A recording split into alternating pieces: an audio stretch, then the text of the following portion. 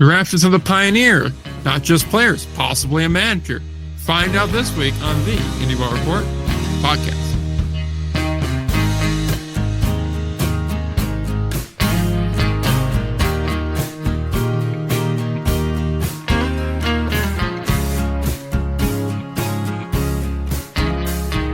We're back, episode number 311 of the Indie Ball Report podcast. The only show. Period. We are the only show. Everybody else is gone. All dead. Gone. I do love that a lot of her compliments come with like, yeah, you're the only one. I'm like, well, that kind of takes away from the compliment a little bit, but thanks. Shout Logan Watkins, who cooked me on Instagram last week. You're the hottest guy at the all-girls school. You know that? Shout out. Right. Thank you. Hey, man, I mean, that makes you the luckiest guy at the school, too. Because speaking of somebody who went to a school that was 70% women for college, it's a situation. It's a numbers game. That's what it all comes down to. Just like baseball, all about the numbers. Pro tip, kids. They'll tell you, oh, it's 70% girls, great opportunity to be a guy.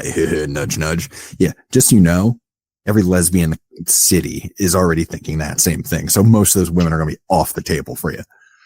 Where were we? Heck of a field hockey team. Softball team is putting up numbies. I was about to say the same thing. I was like, how's softball looking this year?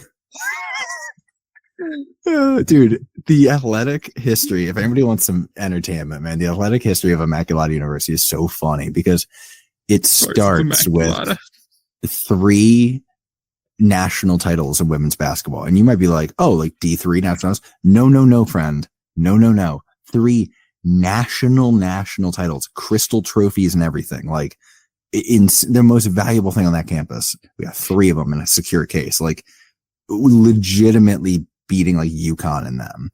And then the rest of the country realized women's basketball was a thing. And that like, the story being the nuns were always really into it, the nuns who run the place. So, and like the girls who were there, that was like their main activity was playing some basketball. And then all of a sudden it became a competitive sport and they started running tables on people. And, then the 3 national titles later, they sort of woke up and other schools just started beating the hell out of them. And now they're a D3 school with a baseball team that got very good just a couple of years after letting men come to the school. And then they got busted for legally recruiting Puerto Ricans. So the timeline of Immaculata athletic prowess remains one of the great stories of Southeastern Pennsylvania collegiate sports lore. I can't get the thought out of my head of like some 75-year-old nun just crossing up some poor bastard just to marry him with a nasty Euro step. There were a couple nuns at the school when I was there, if I remember, who played on those teams. Like the nuns didn't play on the teams, but like, yeah, there was like, and like a couple of them were apparently, yeah, they stuck a ball, man. We had a couple nuns that could just underhand free throw just like for hours.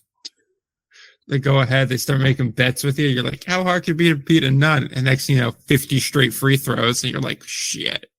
Yeah, I mean, and once that underhand free throw gets to a certain height, God's guiding it, so you're in trouble. Screw the soccer version of the hand of God goal. These ones are just far more on the nose, I'll tell you that. Yeah. So where were we? This is a baseball pod. If supposedly it is. There's nothing to talk about this week, though. We got the Pioneer League draft. Luckily, NoCo, I would say hired, but we don't know. Dimitri Young, who's now the manager of the hired, kidnapped, whatever. Exactly. He may have been taken hostage against his will. I don't know.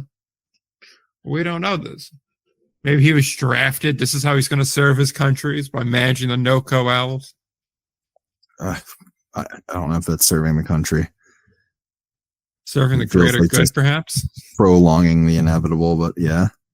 Oh, yeah, we're talking about Dimitri Young. Let's start with that. I was going to start with the draft, but this is where the natural progression Now we're here. is. Exactly. We're here now. So, yes, the Northern Colorado Owls are excited to announce the 2-time MLB All-Star Dimitri Young as the club's manager for the 2025 season. They are thrilled to have Dimitri. 13 years. I would be too. Yep, man, in the draft league last year, Mahoning Valley. So, does he have like gambling debt or something? What do we think? Could be. I mean, he says coaching's in his blood, so maybe he needs to get, Here's my thing. I could medical operation. It's definitely I don't even know. Is it a step up from the draft league? It probably is. Yeah, the draft league really hasn't shown itself to be any sort of like coaching pipeline up to affiliated. Yeah. So yeah, I guess that makes sense. That, and it gets you involved dealing with actual professionals. I think it's kind of similar in the sense of roster building rosters. Yeah, but I agree. Yeah, but there's a little bit more of a difficulty with it on the professional level. I think it's a one and done kind of stop here, more or less, because every Pioneer League coach seems to do that, unless your name is all like the big time. But, yeah. Well, like the big name MLB guys tend to be one. Yeah. So, yeah. How long? Who lasts long at their current position? Dimitri Young or Todd Pratt? No, Todd Pratt. Yeah. Yeah, man. I mean, Todd Pratt and Chris Coast are cut from the same cloth. They're like same backup catchers who grind out some weird years in Philly. So like, yeah, like I think catchers chose to put on the gear every day. You know what I mean? Like that's kind of where my head's at. I know. Met legend Todd Pratt. This is the indie ball version of putting on the gear every day when you probably don't have to. And Met legend Todd Pratt would not run from the grind, so we know this. Certainly. But yeah. Honestly, yeah. If there's anybody who doesn't run from the ground, it's a backup catcher. Really. But I sure wish I was in a position to get more foul tips off of my arms. But meanwhile, back to Dimitri. I do think it's interesting to see him go to NoCo of all places. Also, I think it's of all the guys that would, be hired on the eve of March, I think getting a guy from the draft league kind of helps in that regard. We know already a lot of guys from the Pioneer League are originally through the draft league, so that's helpful. That being said, I don't love hiring him now. Really kind of putting him behind the eight ball. Not bode well, my friends. Yeah, I want to know why it took so long to find a guy. If only there was some sort of NoCo video to help me along in that quest. Getting there, sorry. Been in a bit of a rut. We'll work it out. I've been in a rut. What are you, a divorced housewife? I mean, in many ways. Right. No, okay. Either way, finished 2.5 games out of first place last year, for what that's worth, in Mahoning Valley, 1 game under 500. Yeah, I mean, really, all these teams in draft league were not good except for State College last year, and even they dipped off at the end. Yeah, I mean take that back. How the hell are you above 500 with a minus 26 run differential? Second worst in the league. What is this? Pull that schedule up. They must have had some wild blowouts. Jamie, can you pull that schedule up? Now, dude, take a look at this. This chimp rips off his arms. Just beats him with it, dude. Oh my god. Dude, even wilder than that. Like, you look at just second half stats. Williamsport was minus 76. I still think State College is more interesting. State College having a 16-3 loss, a 7-0 loss. Their wins are fairly close right now. Early year, they're getting some blowouts, but I think they probably get closer at the end, and they probably get blown out a few times. That explains. I know draft league, from what I've seen, occasionally just runs into just a pitcher shortage at some point in the series. Okay, that explains it. I think that's just from limited exposure, honestly. But it's their inverted record, dude. It's 16-8. Yeah, I mean they lost some. They were rarely losing games close or winning. Yeah, and winning games. I say a lot of their wins weren't that far out. That's weird. And then who do you say had a really bad second half? Williamsport. Okay, let me see what we got here. Yeah, Williamsport with the run differential in particular. It's working backwards here. Yeah. They won the championship though, so there you go. Well, they were 22-8 in the first half with a plus 49. Jesus. And then the second half, they were minus 76 with a 13-28 record. Dude, this State College versus Williamsport series to finish the season sucked. Game 1, Williamsport wins 14-3. Game 2, Williamsport wins 14-4. Game 3, State College wins 16-3. Tough one for the fans. What is the trend? That was right before all this. 5-4-2-1-3-2 series Williamsport played. So they're all over the board here. I don't know what that Williamsport got going on here. They obviously took the Lexington approach from 2021 where they boned that second half in pretty bad. I don't know. I don't really see anything crazy going on. I'm like, this draft league's wild, dude. Anyway, if we didn't already have 50 teams to cover, I genuinely be more interested in the draft league. I'd be somewhat interested in the logistics of that. The fact that you just get dudes drafted out mid-season is crazy. Just like, by the way, now that's happening. And then they go like pro mid-year, don't they? Yeah, pretty much. That's wild. That's insane. My God, this is wild. And we're exposed to a certain level of indie ball shenanigans that would jar lesser men. They haven't seen the things I've seen. Rip your faith to pieces, but here we are. We routinely look into the Ark of the Covenant. Oh my God, that's so funny. You got any thoughts on Dimitri Young? I do. Not sure how much I can share quite yet, but keep an eye on eventually me getting this damn video posted about NoCo, because again, this is part of the issue with it is every time I'm like, here we go, and then there's another chapter added. I'm like, well, never. Once again, just post it and then have the follow-up video. That's always how you no, I know. I know. It's smart. It's smart, but I'm not. So you see my problem. It is. If you don't mind, I'm doing a deep dive into the PSAC conference. The what? That would be the PSAC, the Pennsylvania State Athletic Conference. Sir, we told you you got to keep your PSAC to yourself if you want to be allowed near the children again. That's great. So, keeping with the Pioneer League and moving on from Dimitri Young, we have the Pioneer League draft results, at least stage 1. This is the February Florida tryout. I love stage 1. Makes it sound like cancer. At that point, we'll leave that there. But there is going to be another tryout and draft in April. Here are the followings. With the first overall pick in the 2025 Pioneer League Florida tryout draft, the Grand Junction Jackalopes select right-handed pitcher Zach DeVito. As you would have to. Really? Do we know anything about Zach DeVito? Buddy, I'm in deep on the obscure Frontier League guys we drafted last week. I don't have time to get to Zach DeVito quite yet, but I'll get there, I promise. Just in time. What I'll do is I'll get him added to my spreadsheet and then check the transactions log and realize he's been released 30 seconds prior, which is almost entirely what happens when it comes to some of these guys. What about Luis Moreno, who was taken 6th overall by Great Falls? Where did he play last year? Do you have that in front of you? I do not know. Oh, so you're just asking me the question. There's a gross double standard on your podcast. I understand. Yes, it's my podcast, so I make the rules. That tracks. You have not come here ready to make a peace deal today, sir. No, I have not. I don't know. I wish I had more information. I wish I came bearing information, but it's not really where I'm at. More or less, it's we'll get closer to camp and see who's still on the roster, and then we'll kind of figure some of that out. Okay.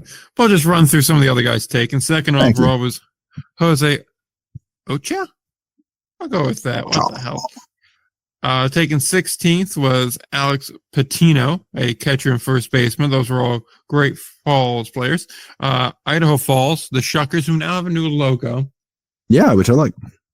It's not bad. It does give me a little it's nothing exceptional. But... Yeah, I mean, it looks a little Nickelodeon-like, but no, could be worse. It's fine. Exactly. There's worse things you can be. It's the face on the bird that gets me. But like a little bit tougher, meaner looking bird. Because as we all know, birds are assholes. Bird. Have you met a bird that's not an ass? I saw some tweet that was like, what the hell are geese doing? You could fly to Puerto Rico. You're out here yelling in front of a library. Well, in any case, those geese type birds and the shuckers, Danny Glenos was taken 3rd, right-handed pitcher. Yeah. Teddy Rodliff was taken 4th, a lefty pitcher going to Ogden, so he will be on the staff for Cat Daddy, and then baby. Then Tyreek Bacon, left-handed pitcher and outfielder, taken 5th overall. And Delicious. Leonard Trey Volka, a right-handed pitcher, taken 14th, will be in Billings. Then we have Michael Stelmach, a right-hander, taken 7th, and Josh Rigo, a first baseman, taken 13th, going to Glacier. Then Brock Boynton and Chris Wright, 8th and 15th, respectively. Boynton, an outfielder and a first baseman, would be Wright, going to Rocky Mountain. Galen Rutledge, great name, outfielder, 9th overall, going to Yuba Sutter. Billy Horton knows how to pick him. Max Marleveld? I think Marleveld. Yeah, something like that. Yeah, it doesn't matter. He won't be on the roster soon anyway. Left-hander. Let's be real here now. How many of these guys drafted are going to be on the roster come June? Okay, not many. I always feel bad. There we go. But some will, and that means they're really meant to make it, or they're really on a bad team. Perhaps it's going to be Matthew Fabian from NoCo as well. 12th. That feels likely. I need to know, was Demetriou making these picks, or? That is an interesting question. I'll look into that one. Because the press release was on 27. The draft appears to have been held on 23. Yeah. So it's very possible. And then Gabe Vasquez was also the final pick here, taken 11th by the Oakland Ballers, a left fielder. Specifies left fielder. That's wild, buddy. You better be able to play right. Don't you even think about letting him DH or play right field. He is a left fielder. Right? Shows up winging it in one position, one corner outfield position only. He's like a Gold Glover out there in left, but you put him in right, he can't even catch a ball. It's like Little League. He's turned around facing the wall the entire time. He's just licking the grass, not even eating it. He's like, this grass tastes foreign on this side of the field. What is this foreign land? Where am I? Here's the thing. What gets me even more is like, assuming this is the same Gabe Vasquez who played for Texas Southern the last couple years. Yeah. He only has 8 starts in left field. He has 58 as a first baseman. Oh, I'm like, wait, who's their first baseman? I'm trying to remember. Like, is it somebody they were really worried about making them feel threatened? Oh, putting out specifically, this is not to replace our first baseman. Okay, like, which would actually be not surprising, frankly. Let's see. According to the roster, Noah Martinez. I don't really know. That doesn't strike me as anybody they need to worry about that. Is this Noah Martinez slander? No, it's not what I'm saying. He's a trainer at a facility in the off season. He likes. I'm saying like they probably. I've never heard anything that would make me think they have to worry about him being sensitive. I don't know. I haven't heard much about him, which honestly might be a good thing. Okay, like in total fairness, last year he had a great year last year. Yeah, so that tracks. So, yeah. So instead, we're gonna draft a kid that has 8 total games in left field. Call him a left fielder, and just see what happens. We'll do it live. Same energy. So, Aaron, what's your plan here? Just curious, buddy. 6 errors at first base last season, but still coming away with a 990 on the field. I just scouted someone. It might have been, what's his face I was talking about? It could have been Andrew Fernandez. I'm trying to remember. Someone, it might have been him. They're like, last year was like really solid in the field, like one of the like best at the position. And then like the year before that had like, an obscene number of errors in a college season. It was like shortstop over like a college season with 21 errors. I was like, oh my God, buddy. Like, so like, hey, worked on the graph. So like, that's the takeaway. But I was like, oh, okay. So kind of a little fun fact for you. Yeah, man, hit me along. On the Ballers website, they list a player's social media handles. I like that. Yeah, I've seen that before. Also, Noah Martinez is not following the pod. We need to shame him into this. Boo, nerd. Follow the pod, Panda. Come on, at Noah M006. Follow the pod. Guess who's going to get a random tag in this week's episode announcement? He's going to be like, what the hell? He's not going to like that. Oh, we're going to find out. Cover the pod. Defend yourself. You have an open spot here. Anything to promote? Yeah, myself. Also, another fun fact, Connor Richardson apparently drives a Zamboni in the offseason, which is by far the coolest of offseason jobs. Big dog. Talk about like a little kid, and they're like, what are you going to be when you grow up? And it's like, I'm going to be a pro baseball player. It's like, oh, yeah, and I'm going to drive a Zamboni. And it's like, okay, crazy. And then he's out here doing it. Good for him. Live the life. Connor, you don't need to come on this show. You're already living your best life. It's amazing. Also, apparently he caught a line drive between his legs on the mound, which... who is this? Baller move. This would be Chewy, a.k.a. Connor Richardson. Yes, that's his nickname, Chewy. Love that for him. Likes country and rap. Big hip hop guy. Now, this is a man that likes NoCo Moon. This is a man who knows the way around some David Morris. You know, I almost want to just go through different teams' rosters and find fun facts about them. We can do that. Not today, because I'm now short on time, but there is an opportunity for this. But, sir, Zach St. Pierre is ambidextrous. You mean both, big dog. For him. Is your favorite off-day activity spending time with your wife? I'm contractually obligated to say yes. Okay, good. You and Zach St. Pierre got a lot in common. Do you like Moneyball and Big Mouth? Yeah, even though admitting to liking Big Mouth's a weird vibe. Okay, because that's his favorite TV show. Though I'm on a big Common Side Effects kick right now. Just started coming out. It's like a month old, new show. Pretty good. Okay. Old Swim out here getting after it. And Zach St. Pierre, true indie ball guy, off-season job, giving baseball lessons and working construction. Nothing more indie ball than that. The true indie ball lineage.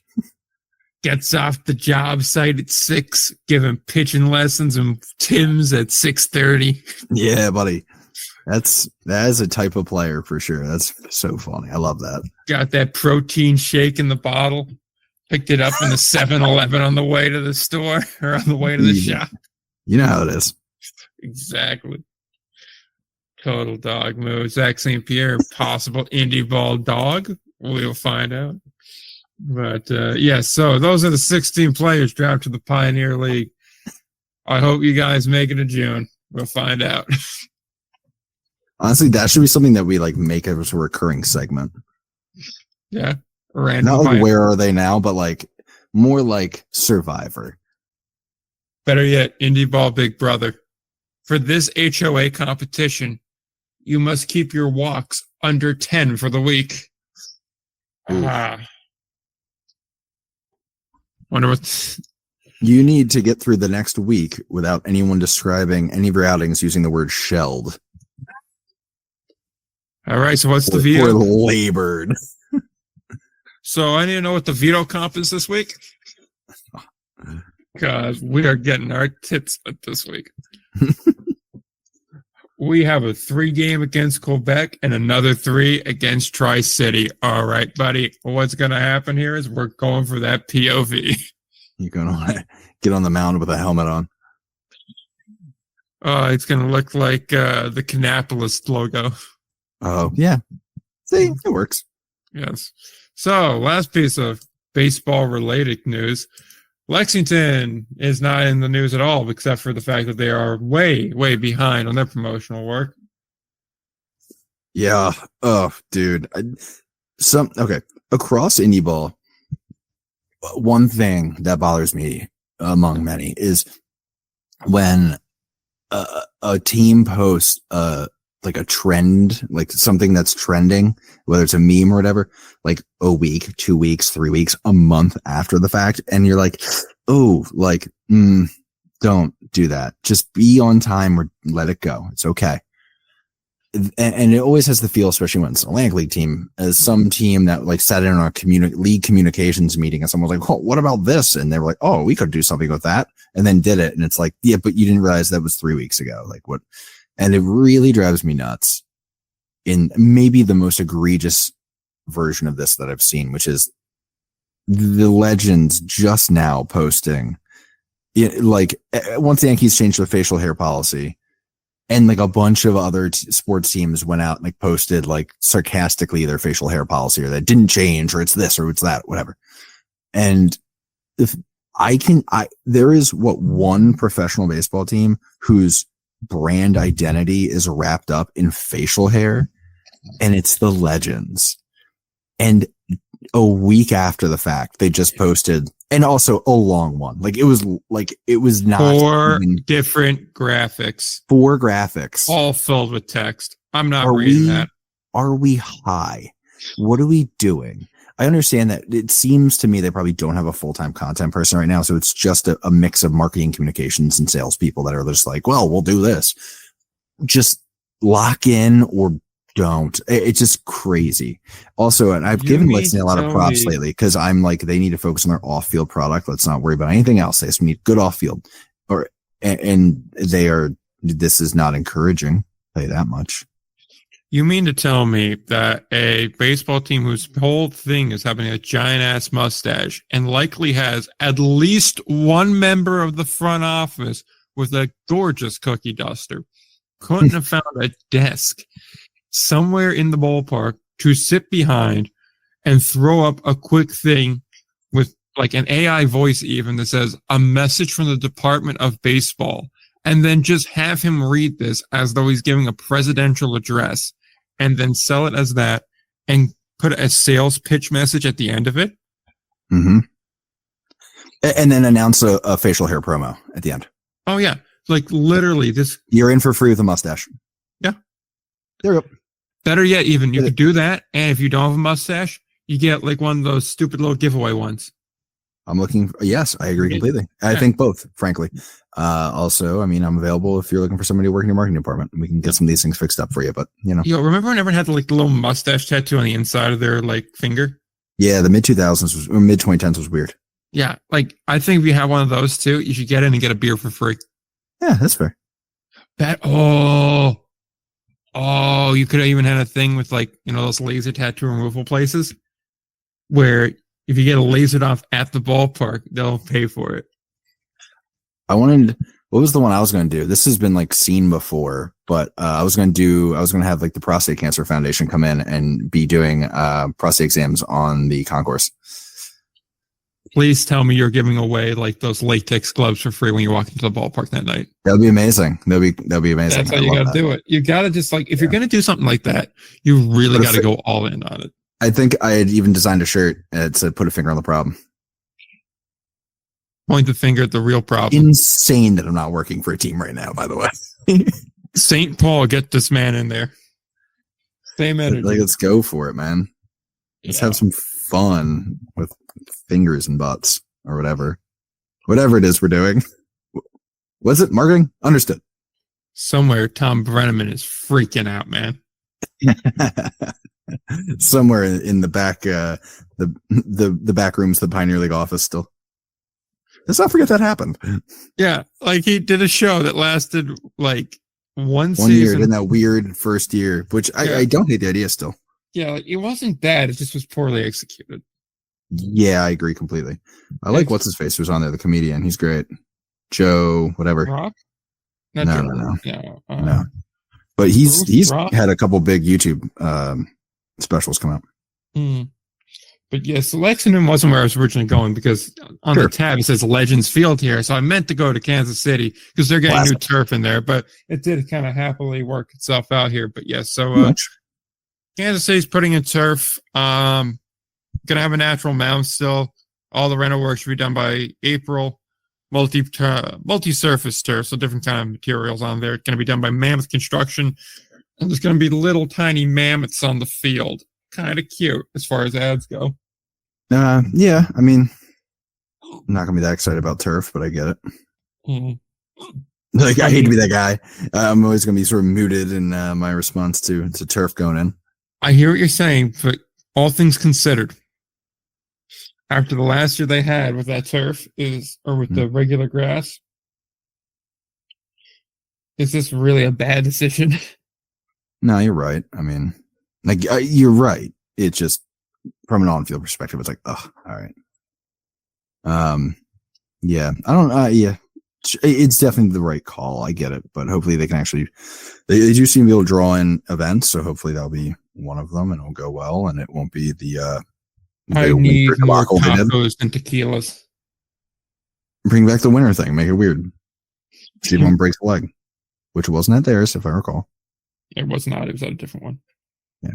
Jingle all the way, Ryan. Jingle all the way. Out here living the dream. Jingling and jangling. Just like my bones. On another topic, by the way, not to change it up completely, but I am. Oh, we can. There's nothing much more to discuss. My own Hunter Diamato, who I drafted last week during our episode, played in the Northeast Conference with Maryland Eastern Shore, who, again, shout out for breaking their, 52 game losing streak last week. Good for them. Good for them. Do we have an update on those projections? I will in one moment. I can probably just wing it, if I'm honest. But while you have anything to talk about, because that would be pretty good if we are able to just vamp it to have that down. Or you'll just do a magic edit right about here. So double back on last week's expansion draft. Here we got some numbers now. Give you an idea of which of these two teams in a head-to-head matchup was a little bit better. Let's go to the numbers guy. Number guy. Yeah. Let's see. I'm checking everything, making sure we didn't miss anything. I really thought your intro would take a split second longer, but that's okay. Your pitching got really good. I'm like checking that. I'm like, is your pitching really good? I guess it is. Oof. Woof.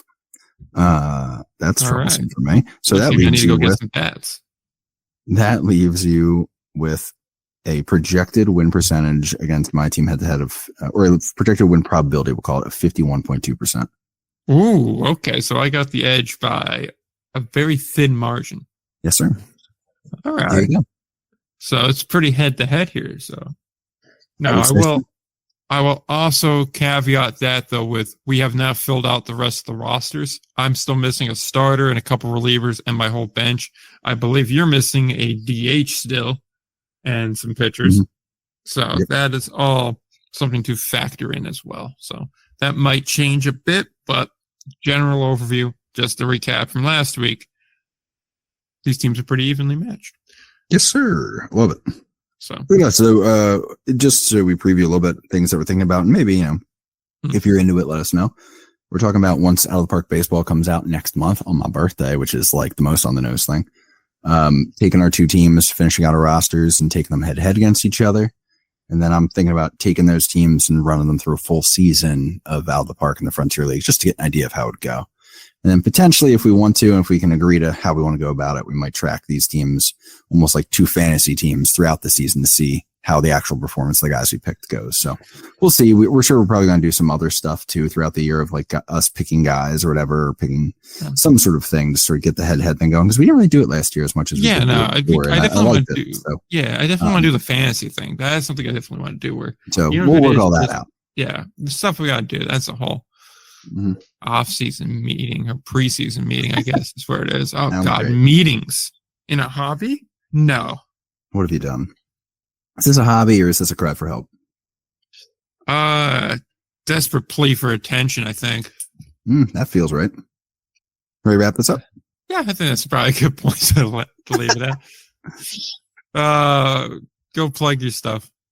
Indie Ball Nation on Instagram, Twitter, YouTube, all that stuff. Should have some stuff coming out. I'm not going to guarantee when because life is weird right now.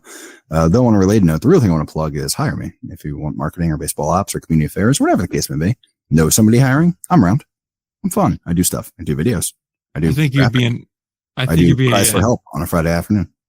I think you'd be an excellent Mr. Celery for what that's worth. Been there, done that. Put it on the resume, baby. Mr. Celery, what a guy. The people's champ. That's what your birthday gift's actually going to be. It's a nice box. And it's going to have a Gary Coffey baseball card surrounded by celery. I'm into it. Fully twerk for that idea. Don't tempt me.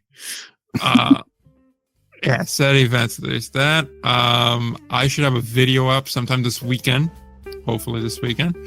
That should be the look back at the merger between the Can-Am League and the Frontier League. So keep an eye out for that. It'll be up on YouTube. I also am going to try to get the spoken version of the February article up around the same time as well. So keep an eye out for that. And yeah, that's pretty much all I got to promote for the time being. So follow the show on the pod and, the socials, Indie Pod and Indie Ball wherever else. So, until next time, don't forget to play ball.